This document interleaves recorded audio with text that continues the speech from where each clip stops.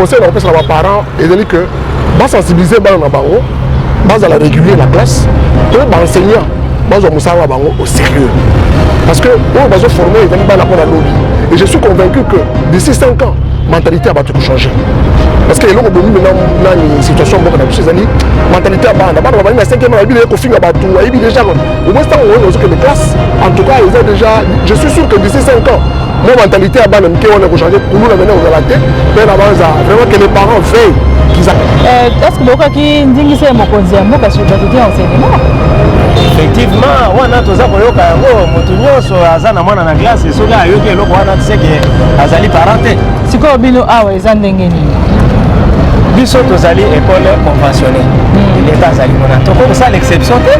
Tozana kati ya masolo wana ya mulamatali ndenga lobiti. To ko lando mulamatali ya lobi. Ya mona biso to do la tapete. Tozana loko mso musala te. Dans avec sport que ils vont honorer leurs promesses. Toujours sont là pourquoi? Parce que sacrifier les enfants aussi, ce n'est pas bien. Biso pas former biso. Seigneur peut former bana. Pour l'obi, motiler bon. Mais ceux qui ont un esprit de vengeance, ce n'est pas bien. Mais conscience, il y a pas conscience. Et travailler dans l'UMP. Pas bon, c'est la situation d'enseignant. Ce qui a été, qualité d'enseignement aux années. Donc, merci de venir sur Bokolanabiso. Le 2 septembre, Bongo, République démocratique Mobimba et l'Engeli rentrée scolaire Yabana. Donc, rentrée scolaire est le 2 septembre. Alors, sans plus tarder, on a la première rue limitée. Nous sommes à l'école Saint-Raphaël. Donc, j'ai l'impression qu'il y a des élèves, comment est-ce que va vivre journée à l'élève pour les libosons à Bango, il y a besoin de Bango, na kelasi. Pour te cas qui me l'a mokonzi amoka que ba na attendre gratuitement, te éviter est-ce que réaliser yango ou pas yango na biso moko te sur terrain pour que vraiment bango moko élève ndenge nini tangi lelo na le 2 septembre. Alors pour ces tous en moko élève ya Saint-Raphaël et biso moko lelo eleki ndenge nini pour na ye. Bonjour. Bonjour. Comment tu t'appelles? Ndiemenaton. Qui? Ndiemenaton. Tu es en quelle année? En 3e pédagogie générale. Ah ok. Tu peux nous dire au juste, ça s'est passé comment aujourd'hui à l'école? Quelle ambiance? Ça s'est passé comment? La journée s'est bien passée. L'école était calme, il n'y avait pas de problème. Tout s'est bien passé. Oh, vous avez bien étudié aujourd'hui? Oui. Tu peux nous dire, c'était comment l'ambiance? Il y avait beaucoup d'élèves ou pas? Oui, il y avait beaucoup d'élèves. Les professeurs aussi sont venus normalement? Oui, ils sont venus. Tu peux nous dire, vous étudiez ici gratuitement ou vous payez? Au complexe scolaire Cardinal Mosengo, oui. La gratuité n'a pas encore été mise en place. Oui. Bon, c'est toujours payant. C'est toujours payant? Oui. Toi, maintenant, pourquoi est-ce que tu n'as pas préféré aller étudier dans une école gratuite? L'inscription s'est faite avant la gratuité. Oui, donc la gratuité a été mise en place juste il y a quelques jours apparemment. La gratuité a été mise en place juste il y a quelques jours. Donc j'ai choisi Mosengo aussi parce que c'est une bonne école, la formation est bonne et l'éducation est vraiment bon. Le système éducatif est bien. Donc ils enseignent bien à Mosengo. Donc c'est pour ça que j'ai choisi cette école. Et pour toi, tu penses que étudier gratuitement n'est pas une bonne formation, c'est ça? Non, la gratuité n'est pas un problème. Oui. C'est juste que c'est pas parce que j'ai choisi une école qui paye que je n'ai pas dit que c'est à cause de comment je peux le dire, je n'arrive pas à vraiment expliquer. Donc si une école est gratuite, donc on n'enseigne pas bien? Non, l'enseignement est bien. Oui. Mais je n'ai pas choisi Mosengo juste parce qu'on paye et que ça signifie que c'est mieux que les autres écoles. Mais tu viens de dire que non, c'est parce qu'il y a une bonne formation? Oui, il y a une bonne formation. Oui. Mais il y a des écoles, bon, je ne sais pas, il peut y avoir d'autres écoles qui sont mieux que Mosengo et qui sont gratuites. Oui. Il y a d'autres écoles qui peuvent être mieux que Mosengo, mais qui sont gratuites. Donc, j'ai choisi Mosengo parce qu'ils enseignent bien. Mais malgré ça, il y a des écoles gratuites qui enseignent aussi bien. Dans ta classe, il y a combien d'élèves? Aujourd'hui, nous n'étions qu'à 30. Vous étiez qu'à 30. Normalement, vous devez être combien? À 42. Alors, tu penses que c'est faute de moyens ou c'est parce que les parents ne veulent pas que leurs enfants viennent ici ou c'est parce que les élèves eux-mêmes ne refusent de venir à l'école? Bon, ça arrive que plusieurs personnes ne rentrent pas le premier jour. Ça arrive, c'est pas faute de moyens ou d'autres raisons. Et qu'est-ce que tu peux dire aux élèves qui ne sont pas encore arrivés à l'école? Je leur encourage vivement à venir. Parce que c'était déjà la rentrée, aujourd'hui c'est le 10 septembre. Donc il faut venir le premier jour pour avoir les notions des bases, une prise de contact, tout ça. Ok, merci beaucoup. Merci. Donc, comme on vient de le dire, Toza Liboso à l'école Saint-Raphaël, tu as l'impression à l'élève, tu as l'élève, moi comme il m'a dit, le lengani ni à lobby, pour essayer de continuer les sous koyo kabango, lengani ni batangi na mokolo lelo, lengani ni eleki awa, ambiance ça lengani ni, tout le monde a vraiment que bana bazoni classe réellement, pour tout le monde ba élève baza ebelé. Donc tout le monde dit vraiment que rentrée scolaire est bien, bel et bien respecté dans mon colo. Il y a les 2 septembre. Bonjour papa. Bonjour maman. Vous pouvez déjà vous présenter, qui êtes-vous juste là? Moi je réponds au nom de M. Francis Lupungu. Je suis en même temps parent, en même temps éducateur, enseignant, professeur au collège Saint-Raphaël.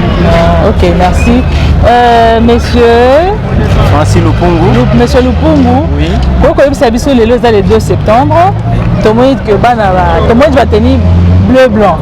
Déjà que tout le monde qui est rentrée scolaire, ils ont les lots. Pourquoi vous avez l'impression par rapport à la rentrée scolaire?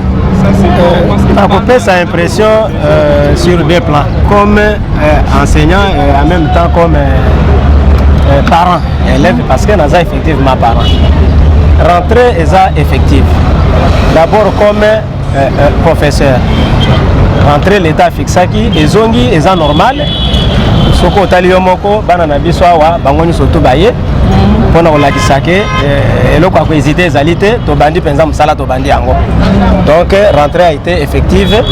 Problème moko ezalité ba parents baye na bana baye to moni bango d'ailleurs boza komona uniforme zo circuler zo lekawa tout ça. Donc vraiment c'est l'équipe pas na biso e bandi. C'est quoi l'ambiance de la salle de classe à Kindengeni? Bon, ah oui, pas une abisso, salle de classe. Ambiance à boisalité. Moussale bandi, to bandi moussalat. Tout ça, surtout que tu as obéi solo, vous savez que le calendrier scolaire, ils ont presque un nombre de jours. Dans le nombre de jours, il que le premier ou le 2, les 2 est parmi les nombres de jours. To bandi de moussala. To bandi en haut na classe, ceux qui botali na bakaye abana bokota ke ba komi.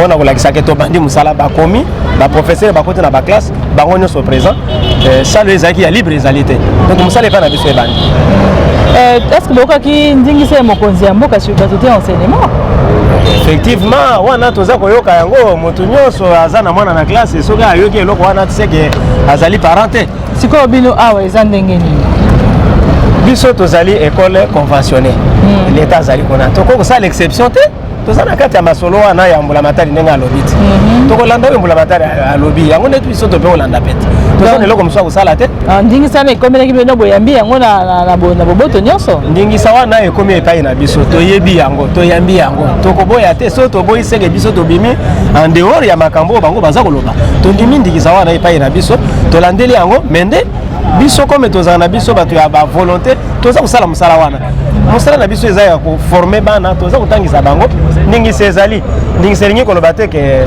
to arrete mosala tosala te nde tosali oyo ya biso soki leta ye moko apesi ndingisa amoni ke ndenge nini akoki kosala pour ke biso tokóma esu malamu koleka alakisa biso volonté ya kosala ezali toboyi te tosala mosala na biso en tant que parent difficulté nokutani nango par rapport à la rentrée scolaire, nous avons des difficultés.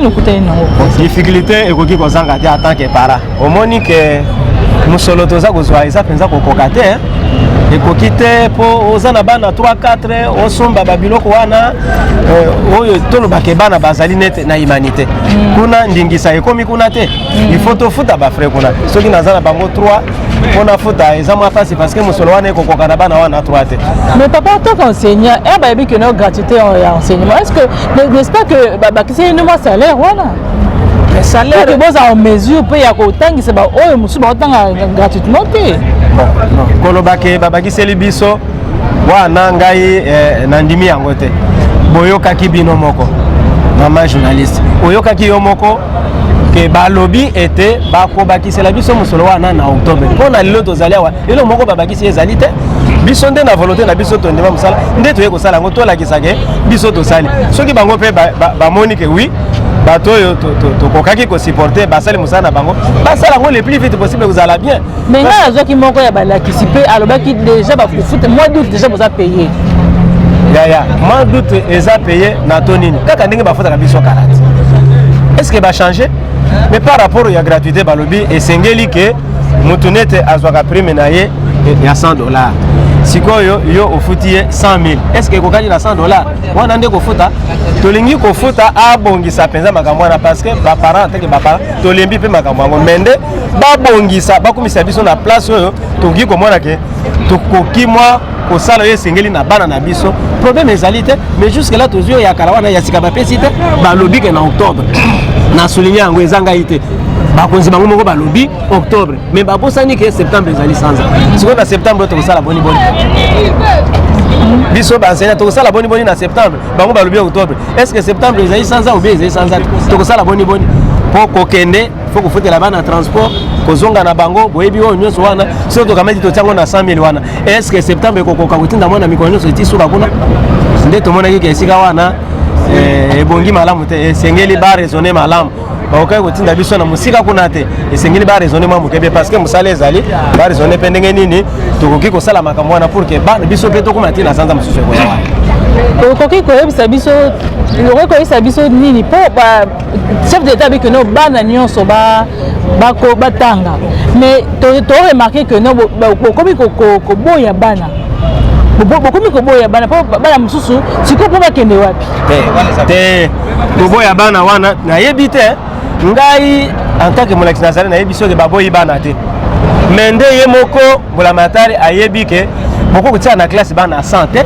so otie bana 100 kuna molakisa otangisa bango ndenge nini bango moko bapesa norme combien na classe yango wana soki bana wana bakoki tosuki kaka wana esili tokokobakisa te soki bakoki soki moto yango sikoyo otie bana 100 aotangisa bango ndenge nini enseignement ekobonga ndenge nini enseignement ekobonga baklasse bazali ebele ale batie bana awa batie bana kuna awa esika bakoki tokobakisa te eza teke toboyi soki babiki toboyi wana eza lokota tokokisi oyo leta asengelaki yango wana toarrete tokobakisa te.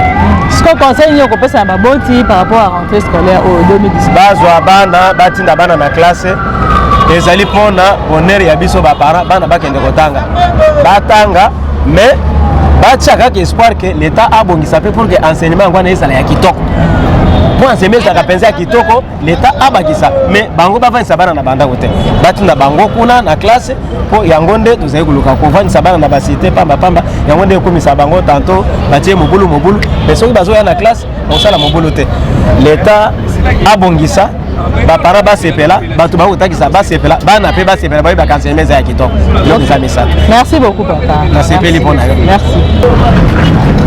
Bonjour papa. Bonjour. Vous pouvez vous présenter? Bon, je m'appelle monsieur Mouilou Damas. Vous êtes enseignant ou vous êtes Parent, oui, je suis enseignant. Dans quelle école? Peu importe, je peux taire quand même, non? Comment? Je peux taire le nom de l'école. Oui, ça ne dérange pas. Bon, pourvu que je suis enseignant. Ok. Bon, papa, ndenge oza molakisi. Pour que réception de l'eau, tout le monde est rentrée scolaire et l'eau. Pour que ce soit ambiance de l'eau pour la vie de en tant qu'enseignant. Bon, rentrée scolaire, c'est vrai, c'est l'ami. Mais, l'eau, moi, comme ça, biso. Parce qu'on parlait à gratuité enseignement à la 7e et la 8e année de l'éducation de base. C'est vrai. Mais, gratuité, c'est le wana. Mais tu vois, l'eau, moi, est que l'école peut fonctionner, frais de fonctionnement. C'est-à-dire quoi? La fourniture scolaire. l'État peut s'y noter, va créer ça et tout ça pour bananer. Et puis à mi balé, va toujours qualité d'enseignement. Va parler gratuit d'enseignement bien sûr, mais situation d'enseignant au juste. Problème de salaire d'abord au Lubinine. Vous avez reporté en octobre. Pourtant, dit-on, un ventre affamé n'a point d'oreille. Mais ce ne faut pas la parole. Et pourquoi est-ce que nous avons énuméré les éléments? Pourquoi est-ce que vous dites que rentrée scolaire et ça n'a les 2 septembre, au moment où les enseignants n'ont vraiment pas satisfait de besoin? Pourquoi est-ce que vous dites que non, rentrée scolaire, ça les 2? Au moins, vous voulez aussi reporter la rentrée par rapport à vos besoins. Pourquoi vous avez accepté à ce que rentrée et la carte à les 2? Bon, tout allons respecter parole d'honneur, il y a Bakozia. Au moment où vous avez sacrifié. Un instant. Tous allons respecter parole d'honneur, il y a président, avec espoir qu'ils vont honorer leurs promesses. Tous allons pourquoi? Parce que sacrifier les enfants aussi, ce n'est pas bien. Biso va former Biso. Le Seigneur peut former Bana. Pour lui, Mokile Bonga. Mais ceux qui ont un esprit de vengeance, ce n'est pas bien. Mais conscience, il y a des cons. Et travailler dans l'UMP. Pas bon, c'est une situation d'enseignant. Ce qui a été, qualité d'enseignement aux années. Donc, vous avez, disons, un travail bâclé. Maman et papa, on dirait aux Anna Sengoté, à côté de Samoula, par rapport à la gratuité, on a moni. Par rapport à la gratuité, on a. Oui, pour la monnaie, on dirait, c'est comme si nous sommes satisfaits par rapport à la décision, on a. Pas convaincu, n'a côté. Bon, nous sommes quand même satisfaits. Pourquoi? Nani d'abord, on va chômer. Et puis ceux qui paient l'État foutingaïté, ils ont la conscience naïe. Nous sommes quand même satisfaits, il fallait pas battre. Mais l'État a respecté, a honoré ma parole naïe. Nous sommes d'accord, l'État va chômer. Ce n'est pas bien.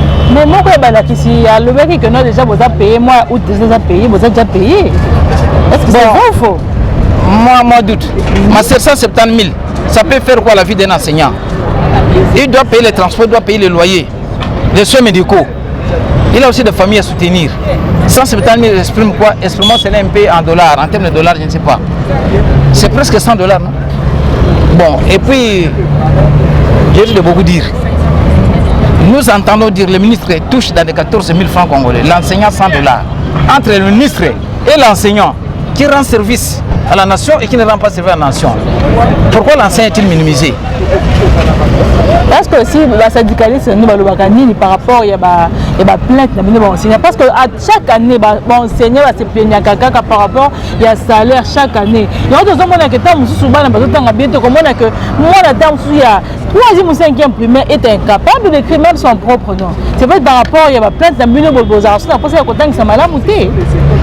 Bon, cause un peu mieux. Na ba parents, na école, na l'État, ba partenaire on a vraiment basali na base. Il y a éducation bana. C'est ma camiso tambola malamuté. Bon, ezala makula ba cause numéro 1. Ezala makula ba cause. Il fallait quand même ba bon cette situation, nous sur tambola malam. Alors, mot de la fin par rapport il y a ambiance en rentrée scolaire, on a trouvé bon, l'école Moussou Bazongi, l'école Moussou en tout cas n'habité, mais bien sûr la catholique, en tout cas on a déjà Bazongi. Bazongi vraiment est belé. Ok, merci beaucoup. Merci. Bonjour. Bonjour. Comment tu t'appelles déjà? Je me présente au nom de l'élève Mike Makoy Chamala. Ah, tu es en quelle année? Je suis en 3e commercial A. Dans quelle école? Collège Saint-Raphaël. Collège Saint-Raphaël. Aujourd'hui, c'est la rentrée. Comment tu as trouvé la rentrée, l'ambiance d'aujourd'hui? L'ambiance était très bonne, bien, impressionnante, intéressante aussi, je peux dire. Vous avez étudié? Ouais, on a fait genre des plans de cours seulement. Tous les professeurs sont entrés dans la salle? Non. Et il manquait quelques professeurs, juste un peu, mais pas tous les professeurs. Tu peux nous dire ton école et vous étudiez gratuitement ou vous payez? Quand moi je suis en 3e comme ça, on paye. Mais on dit que pour les petits, c'est gratuit. Genre jusqu'en 8e. Oui. Par rapport à ça, tu regrettes ou tu... non, je ne regrette pas. L'école, c'est bien. Ah, l'école, c'est bien. Hein? Qu'est-ce que tu diras à tes collègues, tes copains qui ne sont pas encore retournés à l'école? Tu leur dis quoi? De rentrer, de venir étudier. Les études, c'est tellement bien et ça apporte beaucoup à la vie et à la société. Ah, ok, merci beaucoup. Bonjour. Bonjour. Comment tu t'appelles? Je m'appelle Joseph Kipaka. Tu es en quelle année? Je suis en 2e. Tu étudies dans quelle école? À Saint-Joseph et Nickel. Ah, c'est où? Ça se trouve où? Commune de Gombe. Commune de Gombe. Non, 1 avenue ici. Ah, ok. En première année, tu as eu combien de pourcentage? 62%. Ouh, félicitations. Hein? Merci beaucoup. Ah, tu peux nous dire aussi la rentrée, comment tu trouves la journée d'aujourd'hui? Bon, la journée d'aujourd'hui, c'était bien. Tout s'est bien passé. Vous avez étudié? Oui. Vous avez écrit? On nous a donné les plans du cours. Vous avez juste les plans du cours? Oui, et les professeurs qui se sont présentés. Ah, il y avait aussi beaucoup d'élèves à l'école? Oui, il y avait beaucoup d'élèves. Ah, ok. Alors, il y avait aussi beaucoup de professeurs? Oui, il y avait beaucoup d'élèves. Puis les professeurs étaient présents? Hein? Oui.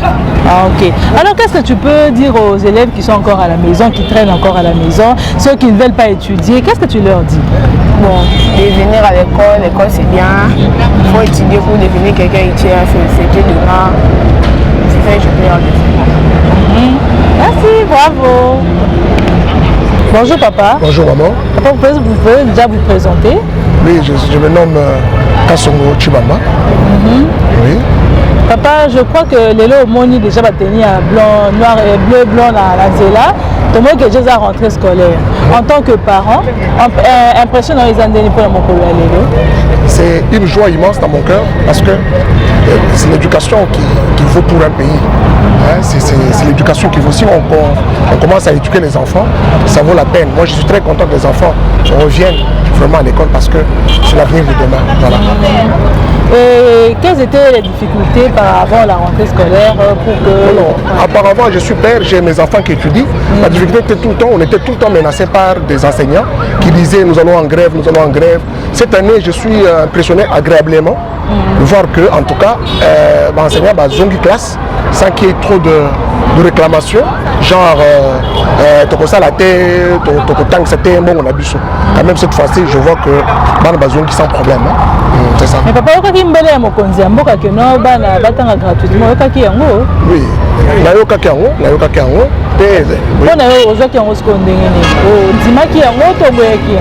Ah, maman, parce que les constitution de prévoir en haut. Donc, on a appliqué la constitution. La constitution le baki que bana essayé batanga gratuitement. Moi, je pense que mon Kozamboka a appliqué un demi-be comme Boka. Non, on y en a parce que les alliés, exemple, nous sommes Kozamboka, il y a beaucoup de mutu. Si on va respecter mes Boka, les alliés, c'est un pour la mission.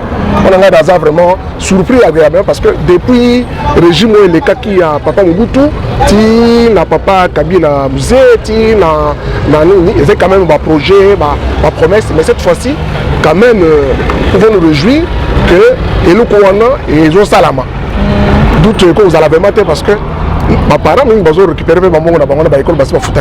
Je crois que je suis optimiste, que ça peut aller comme il faut. En tout cas, je suis optimiste.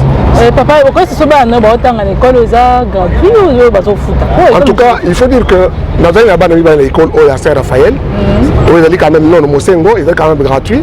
Nous avons en 3e primaire, nous avons en 6e. Nous sommes en lycée Moté Pico. Mais comme Balobi Gazaliti, quand on a une école conventionnée, on a une école à l'État. Je crois que mes enfants qui étudient ici à Mosengo, je ne crois pas qu'ils soient concernés. Mais je crois que les alliés à l'école au lycée Moté Pico, je crois qu'ils sont concernés parce qu'on compte à la 7e. Donc voilà, en dehors de ça. Donc, ça a plaisir que nos en dehors de ça, j'ai beaucoup de neveux, beaucoup de nièces qui étudient dans l'État. Je suis content parce que la contribution à la nouvelle là-bas. Parce que bourse l'année, vous allez déjà récompenser. Vraiment, franchement, c'est une grande nouvelle. Et ceux qui me veulent comme Moka, une constitution fondamentale, vous allez respecter la Moka. Vraiment, c'est une grande joie, franchement. Mais les gens qui sont pas que nous avons autant que ça, moi, à l'école, les ont fait. Pour l'école, autant que ça va bien. Pour nous, comme ça. Non, moi, je pense que les alliés, nous considérons le local là. Tout ça qui n'a noté. Gratuité, ils ont noté en son temps. Je considère que on a peut-être maloba. qui cache un peu la peur. Est-ce que Koussouka Nanzela, est-ce que c'est un peu ça. Mais en réalité, bon, Mokonzamboka lobby, quand il est Mokonzamboka, et il poche naïe, il poche à Congo. Pourquoi il y a Zolobek et vous avez gratuit? Nous ne pouvons que faire confiance. Voilà. Le conseil européen sur les parents et de dire que va sensibiliser les bango, va la réguler la classe, et les enseignants, va au sérieux. Parce que on va former les animaux pour la lobby. Et je suis convaincu que d'ici 5 ans, la mentalité va tout changer.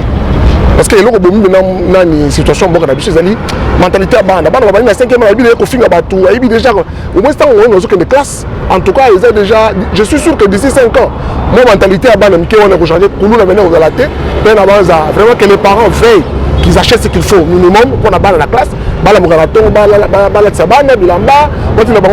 il faut rappeler que la classe. La loi a prévu la possibilité d'arrêter tout parent qui est capable d'envoyer les enfants à l'école ils appellent infraction. Même mieux que la loi portant protection de l'enfant. Franchement, je demande aux parents et aux enfants aussi de pouvoir vraiment être disciplinés, comprendre que c'est leur avenir. Voilà ce que je peux dire. Que le gouvernement aussi assume ses responsabilités. Merci beaucoup. Merci maman, bien de bonnes choses. Bande koyale onjole o binumoko bouti kolanda. Ndenge l'ambiance de le 2 septembre par rapport à la rentrée scolaire, bolandi à vie à mes parents, à vie à enseignants, à vie à mes élèves. Alors binumoko boyoki ba msusu baza d'accord na gratuité, c'est pas la gratuité et enseignement, baza vraiment na esengo mingi. Ba élèves vraiment baza na esengo ya kozonga lisusu kelasi. En tout cas, merci la batunyoso oyo ba kolanda émission oyo. Merci déjà à la coordonnateur Nabiso, Papa Odo Boulamba. Merci à la caméra Naepsi. Merci à Rebecca Pukuta. Merci à Bato, à Kabiso, le papa. Voilà, donc on a apprécié, merci à Bélès pour l'émission à l'élo. Et bon, ça a été que s'abonner à Léo, donc vous n'allez jamais déçu. Et abonnez-vous massivement. Merci, à la prochaine.